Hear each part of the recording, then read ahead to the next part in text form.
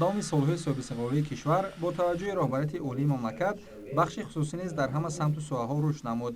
дар ин замина дар низоми маорифии кишвар низ муассисаҳои таълимии хусусӣ фаъолияти назаррас доранд.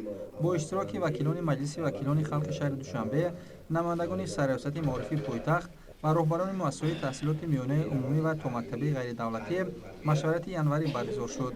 дар ҷараёни ҳамоиш муҳимтарин масъалаҳои идоракунии муассисаҳои таълимии хусусӣ ва сатҳу сифати таълиму тарбия дар онҳо мавриди баррасии ҳамаҷонибаи ширкатдорон қарор гирифт. зимни баромади худ муовини раиси комиссияи доимии маҷлиси вакилони халқи шаҳри душанбе давлати шашум оид ба фарҳанг, илм, маориф ва инноватсия доир ба фаъолияти муассисаҳои таълимӣ ва аз натиҷаи фаъолияти комиссия гузориши муфассалро манзури ширкатдорон намуд. зикр гардид ки дар раванди фаъолият дар баробари пешравиҳо баъзе камбудию норасоӣ низ дар самти таълиму тарбия ва пардохти маблағи шартнома ҷой дорад, ки бартараф намудани он амри зарурист.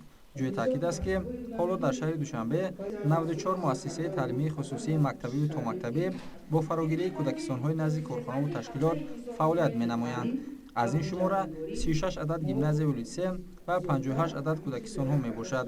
гуфта шуд, ки миёни муассисаҳои таълимии хусусӣ кору фаъолият дар гимназияи Кафолат ва Андешаи пок нисбатан беҳтар роҳандозӣ шудааст, ки ширкатдорон махсус ба ин нукта таъкид варзиданд.